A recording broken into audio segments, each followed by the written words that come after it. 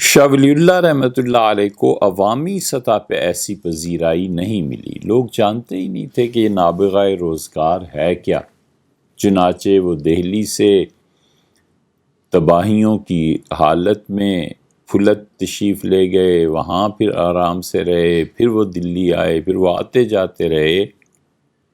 شاہ صاحب رحمۃ اللہ علیہ نے سلسلہ قادریہ کا جو سلوک اور جو چیزیں لکھی ہیں اس میں ایک چیز انہوں نے درج کی ہے۔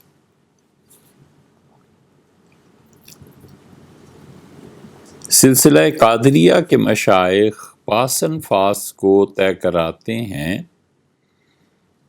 اور وہ طریقہ بتاتے ہیں جو عرش معلیٰ تک، اس میں پہنچ کے وہ کہتے ہیں کہ عرش معلیٰ کے پر پہنچ کے وہاں رکنا ہے اور سننا ہے کہ فرشتے کیا گفتگو کرتے ہیں۔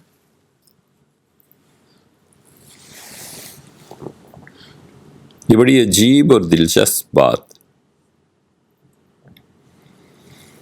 شاہ صاحب فرماتے ہیں کہ میں جب پہنچا عرش معلیٰ کے قرب میں تو میں نے فرشتوں کو دیکھا، وہ آپس میں باتیں کر رہے تھے۔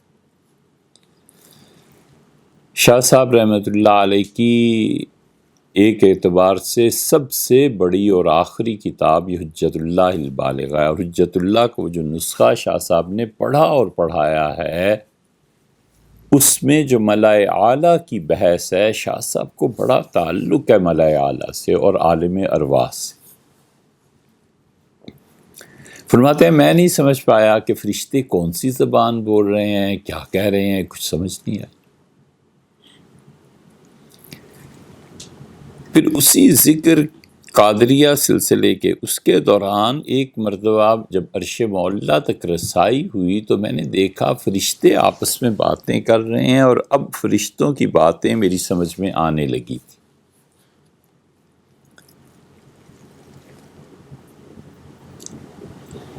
یہ ہلکی سی جھلک اگر کہیں دیکھنی ہو تو یہ جو حاضری کراتے ہیں نا، حاضرات کا عمل، اور یہ جو تعویذ، گنڈا، جادو، اس قسم کی چیزوں کے دعوے کرتے ہیں، وہ جب موکلات کی حاضری ہوتی ہے تو وہ زبان انہی کی سمجھ میں آتی ہے۔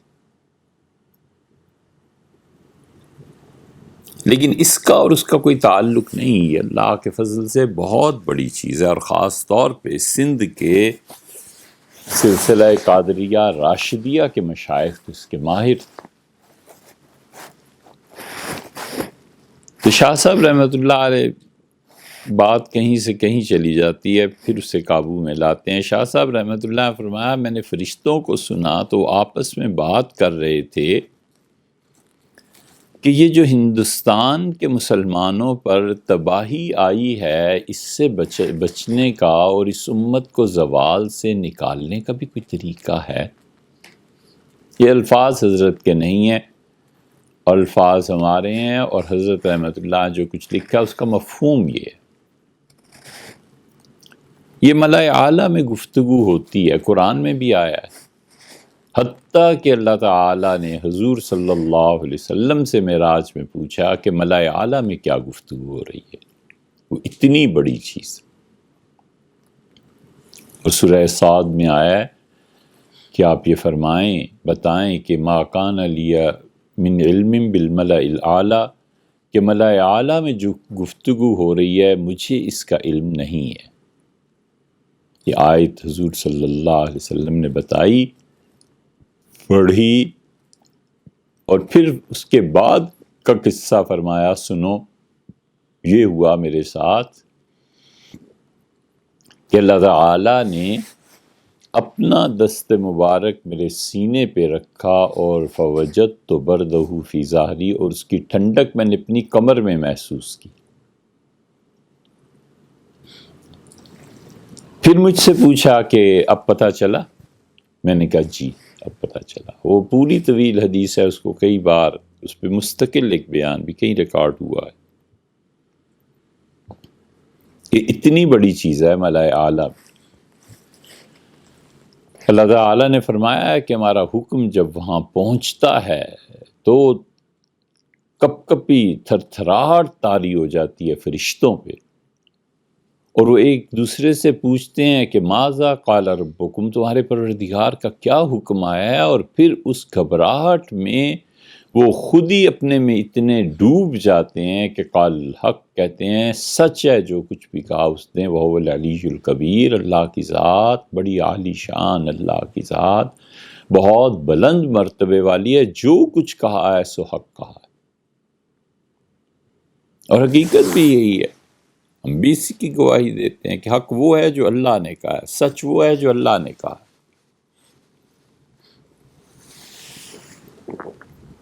اللہ کا قول سچ نہیں ہے، سچ وہ ہے جو اللہ کا قول ہے، دونوں میں فرق ہے۔ ہم کون ہوتے ہیں اس کی تصدیق کرنے والے، لیکن جو اللہ نے کہا بس وہی سچ ہے، وہی حق۔ وہ جھوٹ کو بھی سچ کہہ دے تو سچ، وہ سیاہ کو سفید کہہ دے تو سفید، وہ مالک اور مختار ہے۔ شاہ صاحب فرماتے ہیں جب میں ملائے اعلیٰ میں اس مرتبہ پہنچا تو فرشتے آپس میں گفتگو کر رہے تھے۔ یہ دنیا کی جتنی کائنات میں تبدیلیاں آتی ہیں یہ اس ملائے اعلیٰ میں بحث ہوتی ہے، اسی لیے بہت سے لوگ جن کی روحانیت مضبوط ہوتی ہے یہ ملائے اعلیٰ تک پہنچتے ہیں، ملائے اعلیٰ میں سنتے ہیں، دیکھتے ہیں، پھر وہ کہتے ہیں کہ اب اس کی حکومت گئی، اب یہ گیا، اب یہ آ رہا ہے، اب یہ ملک تقسیم ہو جائے گا، یہ ایسے ہو جائے گا۔ وہ سب ملائے اعلیٰ سے انہیں اطلاع ملتی ہے، اور یہی اس کے بالمقابل شیطان کا نظام بھی ہے، اور شیطان بھی اپنے لوگوں کو وَإِنَّ الشَّيَاطِينَ لَيُوحُونَ إِلَىٰ أَوْلِيَائِهِمْ، اور شیطان بھی وہی کرتا ہے اپنے دوستوں کو، ان کے ہاں کچھ سچ ہوا کچھ جھوٹ ہوا، ان کے ہاں سچائی ہی سچائی۔ اور اس ملائے اعلیٰ میں ایک تو فرشتے خدا کے جلیل القدر، اور دوسرے جو اس درجے کے لوگ دنیا میں ہوتے ہیں ان کی روحوں کو بھی وہاں لے جایا جاتا ہے۔ خود حضرت شاہ ولی اللہ رحمۃ اللہ علیہ کی روح اب اسی مقربین بارگاہ میں شامل۔ کہتے ہیں فرشتوں نے بحث کی، میں سن رہا تھا تو فرشتوں نے ہی انہیں جواب دیا، انہوں نے کہا 3 چیزیں جب تک ہندوستان میں نہیں ہوں گی یہ لوگ کبھی بھی حالت درست نہیں کر سکیں گے۔ ایک تو فرشتوں نے فرشتوں سے کہا کہ سب سے پہلی چیز ان کا نظام تعلیم ہے، یہ جو کچھ پڑھتے پڑھاتے ہیں جب تک اس میں مناسب تبدیلیاں نہیں کریں گے یہ لوگ کہیں بھی قیادت نہیں پا سکتے۔ یہ فیصلہ ہے، یعنی طے شدہ بات ہے کہ ہندوستان میں نظام تعلیم بدلے گا، پھر انہیں جا کر عروج ملے گا۔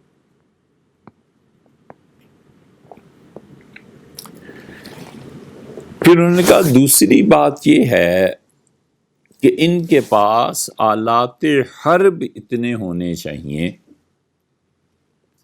جنگی سامان اتنا ہونا چاہیے، دنیا میں قیادت پر یہ فائز ہوں کہ ان جیسا جنگی سامان دنیا میں کسی کے پاس نہ ہو۔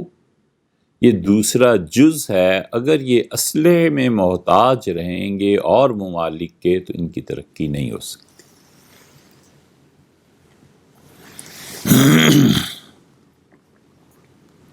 اور تیسری بات فرشتوں نے کہی، اور انہوں نے کہا کہ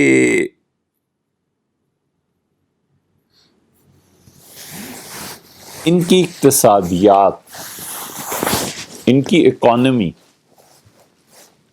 جب تک اس کا مضبوط کوئی نظام نہ یہ بنائیں اس وقت تک ٹھیک نہیں ہو سکتے۔ یہ 3 چیزیں جب تک ہندوستانی نہیں کریں گے ان کو کوئی عروج نہیں ملے گا۔ یہ شاہ ولی اللہ رحمۃ اللہ علیہ نے تحریر فرمایا، یعنی اس کا خلاصہ یہی